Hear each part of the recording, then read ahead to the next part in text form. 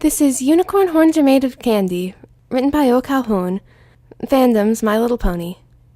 Pinkie Pie jumped up and shoved another book in Twilight's face. How about this one? Pony History, third shelf from the top. Twilight rolled her eyes as Pinkie zipped off to shelve the book. Organizing certainly was easier when... How about this one? Pinkie held up a huge dusty volume. How had that book gotten on the floor? Forbidden Magic Shelf, in the restricted section. And whatever you do, don't open it. She shook her head. At least she'd gotten an eager library assistant for the small price of a couple cups of espresso. With Spike out of action, she needed the help. Pinkie darted back again. What about this? The window crashed and a screaming blur of rainbow smashed into Pinkie's backside. Pinkie flew forward, and before Twilight could react, she was tackled down to the floor, books flying everywhere. Twilight blinked as the dust settled. Sorry about that. Rainbow rubbed the back of her head. I'll replace the window. Again. I guess the tornado barrel roll still needs a little work. The first thing Twilight noticed was that her horn was in Pinkie's mouth. Huh? Pinkie stared at it, eyes wide. Her tongue began to move, slurping all over it. Twilight yanked it out and stood up. Ew, Pinkie, no. She shook her head as if it could shake away the ick. Sitting upright, Pinkie licked her lips. Delicious. Grape-flavored. Wait, what flavored? Rainbow stared at her. What are you talking about? Pinkie blinked for a moment. The whirring of gears in her head was almost audible. Twilight's horn tastes like grape candy. Ignoring her, Twilight reached up and touched her horn cautiously. She yanked it back and shook it. Ew, Pinkie, it's all sticky.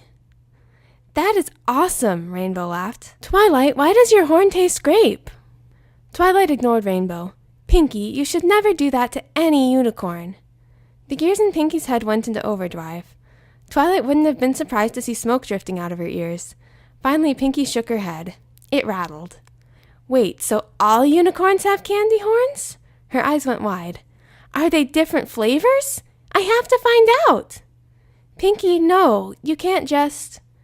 Pinkie was already through the door and outside. There would be no catching her now. Rainbow kept staring at her. Twilight glared. What? Biting her lip, Rainbow kept quiet for a moment longer before she finally blurted out. Can I have a taste? No! Rarity hummed to herself as she placed another couple feathers in the new sun hat she was working on. She rubbed a hoof to her chin and then adjusted her little red glasses. Perhaps blue would be better than red. Maybe Rainbow could part with a primary or two? Pinkie burst in through the door. Hi, Rarity! Oh, good morning, Pinkie. Rarity smiled. What brings you here? I have a surprise from you! Rarity squinted at her, setting her glasses down on the desk next to her. I think you mean you have a surprise for me? Nope. Pinkie bounced over to her. It's definitely from you. Rarity shrugged. All right then, what is it? Pinkie grinned at her, a little disturbingly. Close your eyes and look at the floor. Pinkie, I can't look at anything if my eyes are closed. I can't do both. Ugh! Pinkie shook her head. Well, close your eyes and pretend to look at the floor. Rarity rolled her eyes and shrugged. Very well. She did as she was told. For a short moment, nothing happened, but then Rarity felt something on her horn. Something wet and soft. Rarity darted back, opening her eyes just in time to catch a droplet of drool in one of them. Pinkie, what have you... Rarity touched her horn. She gasped. Ugh, gross, gross, gross! Pinkie, no! Pinkie smiled. Marshmallow. Pinkie, I demand that you leave my boutique this instant. Okay, Pinkie bounced on her way out. I've got a lot to do today anyway. Lyra sat with her best friend on her favorite bench, watching ponies go by in the park. It was one of her favorite things to do on a nice day, and it provided endless entertainment, watching all these ponies go through their day-to-day troubles. Something made a noise behind her, but she didn't bother about that. She was busy watching a mother unicorn. Sea Swirl, was it? Or maybe her name was Sea Foam. Something sea, anyway, drag her little earth pony foal along with Magic, pulling him away from the marketplace. He screamed and reached for the long-lost market. What was it, Lyra wondered, that the foal had wanted there? Was it good that his mother had denied it, or was it just something they couldn't afford? Maybe he just... Hooves pushed down on her shoulders, and she looked up just in time to see Pinkie Pie lick her horn. Lyra jumped up. What was that? Ooh, minty! Pinkie bounced up and down. Yours is delicious! Ew! Lyra's face scrunched up. Wait, Lyra's horn tastes minty? Bonbon blinked. She looked up at the little green horn, and her eyes went speculative. Interesting. Lyra stalked toward Pinkie. Pinkie, that was... Pinkie spotted Sea Squirrel behind her. Oh, gotta go! Running after her, Lyra struggled to catch up. Pinkie, you can't just go around licking. It was too late. Pinkie slurped Sea Squirrel's horn lasciviously. It was enough to shock the poor pony into dropping her full, who ran off toward the market. She just stopped and stared, horrified at what Pinkie had just done. Blueberry, now that's tasty. Can I have another little? Lyra jumped in between them. Pinkie, no, stop this right now. If you... Ooh! Pinkie's eyes darted off to the distance. Gotta go. Pinkie! There you are, finally! Rarity rushed up to her little sister, ignoring the ponies seated at the tables all around them. Sweetie Belle looked at her. Of course I'm here. I told you I'd be out with my friends trying to get waitressing, cutie marks. And it's not going quite as we planned. Apple Bloom staggered close by, a dozen plates of food wobbling on her back. Hey, there's a feather in my soup. It's supposed to be there.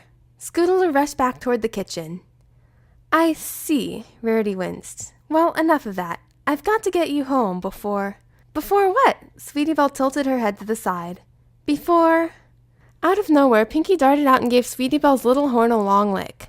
She darted off before Rarity could stop her, saying, Vanilla, not really my favorite, but pretty good, as she went. Rarity sighed and her head dropped. Before that...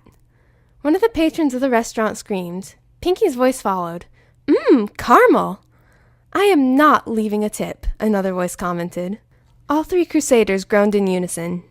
Minuet leaned close, carefully bringing the little mirror in so she could see the back side of her patient's teeth.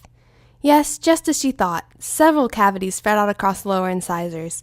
No wonder the poor mare had been in such a hurry to be seen. Multitasking her magic, she brought in an angled pick.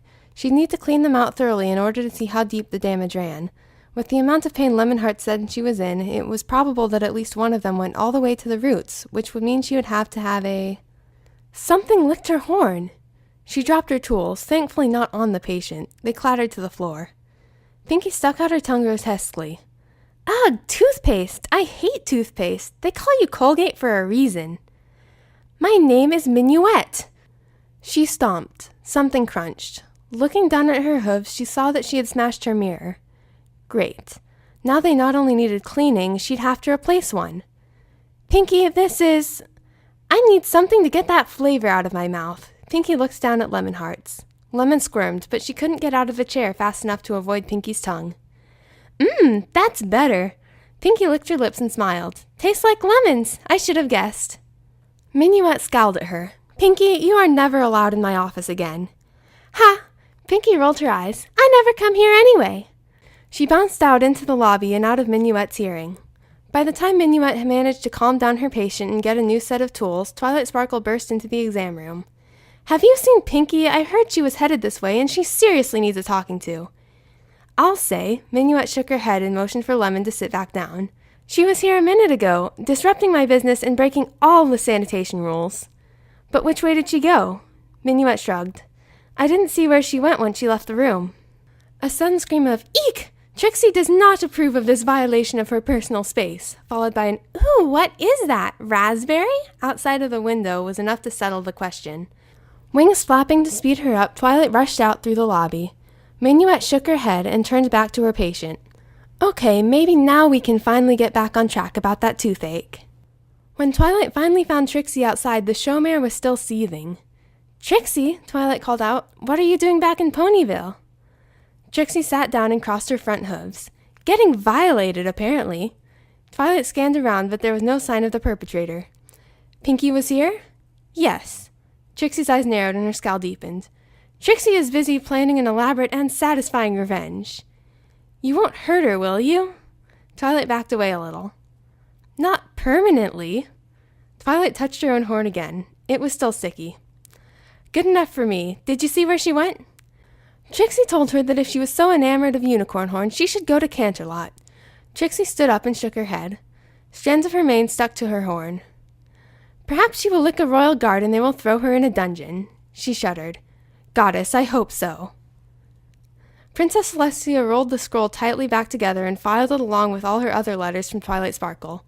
She was grateful that Twilight had managed to send her a letter even though Spike was down with a temporary case of dragon itch. It gave her enough time to warn Luna. Keeping her guard up and her wits about her, she resumed her day. The combined research notes of Prism, Shine, and Zero Scale beckoned. She hadn't been able to read much yet, but it promised to deliver exciting advances in the understanding of... Flee! The pink one is upon us! Luna rushed in through one door of the study and continued right out through the other. Pinkie hopped in through the door. Princess, come back! Your blackberry horn is so delicious! Pinkie froze when she noticed Celestia. Oh! Celestia glared at her. Don't you dare. Walking as if in a trance, Pinkie slowly approached. Her eyes were locked onto Celestia's long white horn. She licked her lips. You leave me no choice. With a slight frown and a bright glow of magic, Celestia turned Pinkie Pie into stone. A moment later, Twilight rushed inside. Princess Celestia, I think Pinkie's on her way here. If we hurry, we can... She spotted Pinkie's statue. Oh. Don't be alarmed, Twilight. Celestia walked up to the statue. The Petrificus spell can be reversed at any time. I just needed her to hold still long enough to explain that she needs to stop. Twilight stared at the stone's Pinkie. She can hear us? Perfectly, as you surely remember from the cockatrice incident you wrote to me about. Celestia sat down in front of the statue. Pinkamena Diane Pie. This wanton licking of ponies' horns is a gross violation of their privacy and dignity. If I hear of any more non-consensual horn licking from you, I will be forced to turn you to stone again, and that time you'll stay encased in stone far longer. She patted the statue on the head. Now you are far more valuable to me as one of Twilight's friends rather than one of the statues in my garden. So, will you promise to behave from now on? With another bright flash of sun magic, the stone shell around Pinkie shattered into tiny sparkling pieces. Twilight stared at Pinkie. Well? Pinkie sat down and stared at the floor for a moment before looking up. I promise not to lick any more unicorn or alicorn horns unless I have permission to. Cross my heart, hope to fly, stick a cupcake in my eye. Twilight nodded. And if you break that promise, I will stick a cupcake in your eye. Ugh, Pinkie blanched. There's only one place I like to have cupcakes stuck in me, and that's my... No, wait, that's not right. The other place. Yeah, my mouth. Celestia grinned and shook her head. Very well, Pinkie. Go and lick no more. Twilight grinned as Pinkie left the room. You've got to teach me that Petrificus spell sometime. It looks really useful. Celestia pursed her lips. Twilight? Yes, Princess? The silence hung heavy in the air. Twilight, what does my horn taste like? Twilight jumped back. What? How should I know? I've never... Calm down, Twilight. I know you'd never do anything like that. Celestia looked up at her horn. It's just... I can't reach it myself. Are you asking me to... Twilight's eyes opened wide. No, I'm not doing that. Relax, Twilight. It's for science. Twilight glanced down, then back up at Celestia. For science? Her tongue surreptitiously licked her lips. She probably wasn't even consciously aware of it. Celestia nodded. She leaned her head down, bringing her long horn close to Twilight's face. What followed was probably the smallest, most hesitant lick in all of recorded history. That's weird. Twilight rolled the taste around in her mouth a little as Celestia pulled away, back to a more dignified position. It's an interesting flavor, sort of pina colada? Celestia looked down at her. She glanced away for a moment before looking back. And yours? Twilight cringed away. It's grape. Ah. Several long, awkward moments of silence passed. Twilight finally looked back at Celestia. She blushed. You can try it if you want. Author's note. Cadence tastes like bubblegum, and Shining Armor tastes like coconut. Sorry, having them come to Canterlot or having Pinkie go to the Crystal Empire would just be too contrived. I hope you enjoyed my silly little story.